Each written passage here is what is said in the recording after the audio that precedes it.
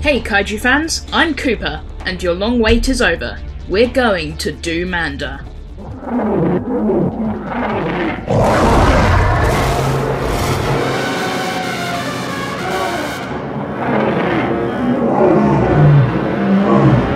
Introduced in 1963's Atragon at the behest of producer Tomoyuki Tanaka, Manda was worshipped by the advanced undersea civilization of Mu for thousands of years, with statues and even weapons built in his honour. Despite appearing in 2 Godzilla movies since then, with prominent billing in American promos for Destroy All Monsters, the Guardian of Mu has struggled to make a name for himself. Put simply, the dragon has a tendency to freeze, literally during his bouts with the Gotengo, and figuratively when King Ghidorah came calling. Originally, the kaiju featured in Atragon was given the name Mammoth Snake, then Mammoth Serpent. However, since 1964 would be the year of the dragon in the Japanese zodiac, Toho decided to change his design accordingly. I know I just said Atragon was a 1963 film, but it premiered on December the 22nd, so its theatrical run extended into 1964. Anyway, Manmosuda was shortened to Manda. The monster was designed by Akira Watanabe, while his head was modelled by Teizo Toshimitsu and his body by the Yagi brothers. They built at least 2 different Manda props for the movie, ranging in size from 20 centimeters to 5 meters. The 5-meter puppet had a radio-controlled jaw. The monster's growl was created by altering the roar of a lion, though neither US distributor was impressed with it. When AIP brought it to American theatres, they added more sound effects, including hisses originally emitted by Reptilicus. Media Blasters gave him a completely new roar for the English surround mix on its 2006 Atragon DVD. Tsuburaya Productions later used one of the large Manda props to portray the Kai Dragon in episode 6 of Ultra Q. A smaller prop turned up as the figurehead of a ghost ship in episode 12. For Destroy All Monsters, Tsuburaya Productions returned the larger Manda prop to Toho, where it was given a new, less ornate head. The reason for this change is unknown, though it made him look more like a sea serpent. A small model of Manda was also created for long shots.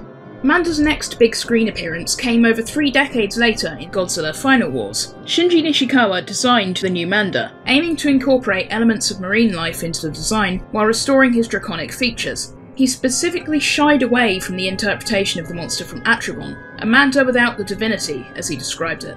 A 6-meter-long, wire-operated physical prop of the dragon was created by a team which included prolific Heisei-era modeller Tomoki Kobayashi. He passed away in 2009, cementing Manda as the final monster of his career. Most of the kaiju shots were achieved through CGI, however, and a blast model was utilised to depict the frozen Manda getting shredded by the Gotengo. In 1963, the Mu prepared to conquer the surface world they had once ruled. To do so, they needed to destroy the Gotengo, a super submarine built by rogue naval captain Hachiro Jinguji. One of their agents planted a bomb into the Gotengo's hangar before abducting Jinguji's daughter Makoto and photographer Susumu Hatanaka. They were brought before the Empress of Mu, who ordered them sacrificed to Manda. Through a window in their prison cell, they beheld the monster for the first time. Susumu managed to steal a powerful explosive while working in the Mu mines and used it to hold the Empress hostage. As he, Makoto, and 2 kidnapped engineers prepared to escape, she set off a charge to release Manda. Before the monster could devour them, the Gotengo distracted him with a barrage of torpedoes and they swam aboard. The Gotengo surfaced so the crew could receive the defiant Empress, then re-submerged to confront Manda. The Serpent tried to constrict the submarine, but was repelled by its electrified hull. As he recovered, the Gotengo fired its zero cannon at him. Immobilized by the weapon, Manda was powerless to stop the Gotengo's assault on Mu.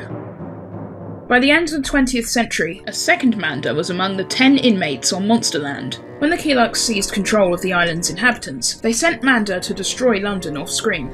Later on, he came ashore in Tokyo, helping Godzilla, Mothra, and Rodan destroy the city. Humanity soon destroyed the Keelux control devices and used their own to send the monsters to Mount Fuji to smash the aliens' base. Manda sat on the sidelines with Baragon and Varan during the climactic battle between King Ghidorah and the rest of the Earth's monsters. After Ghidorah and the Keelux were destroyed, Manda and the others returned to Monsterland to live out their days in peace. Stock footage of Manda from Destroy All Monsters appears in All Monsters Attack and Terror of Mechagodzilla. The latter should set off another Showa continuity alert for you, as Katsura is recalling an attack which hasn't actually taken place yet.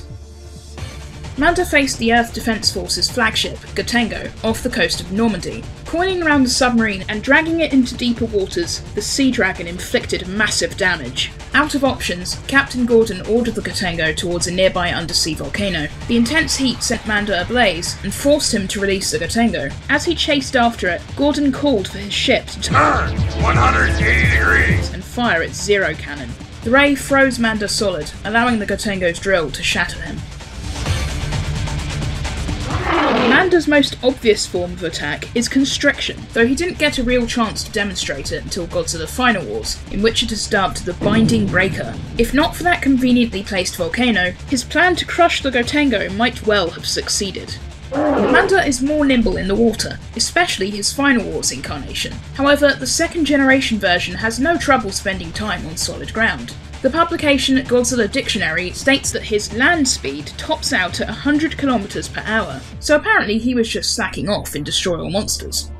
The only hardships Manda shrugged off, at least in his films, were the Gotengo's torpedoes. Manda proved susceptible to electricity, extreme heat, and of course, extreme cold.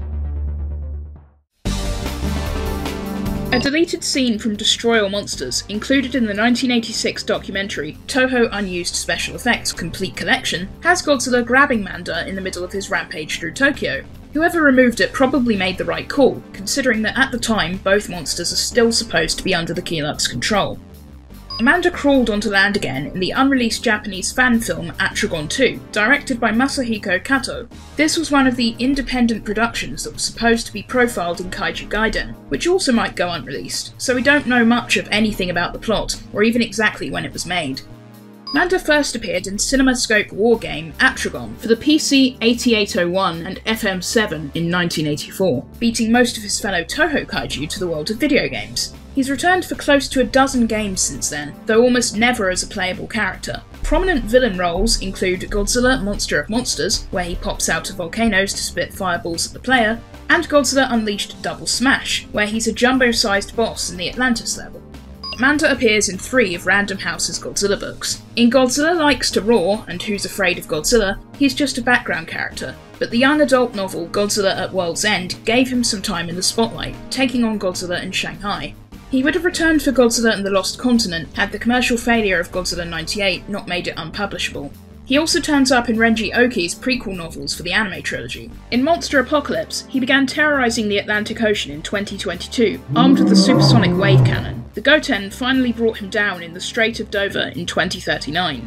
A second Manda surfaced in the Persian Gulf in the 2040s, terrorizing United Earth engineers engaged in Operation Great Wall. In the 1964 shonen book Atragon manga adaptation, Manda reverted to a snake-like design. The manga King Destroy All Monsters adaptation actually showed him attacking London, and he even worked up the nerve to help fight King Ghidorah.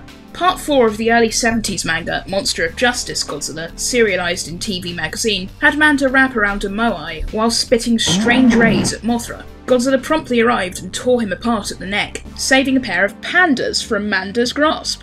The monster also features in a couple of Asahi Sonorama publications. In the picture book Giant Dragon Manda, he wreaks havoc across the globe beside Gabara and Mogira. As for IDW Comics, Manda appears via flashbacks in Godzilla Cataclysm, where he unwisely tried to constrict Anguirus and received a thrashing from King Ghidorah.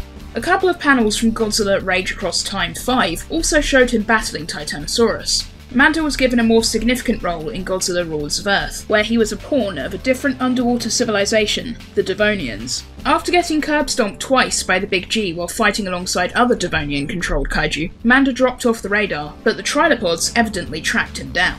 That's all we have on Manda. You can learn more about him and his co-stars over at wikizilla.org. Thanks for watching.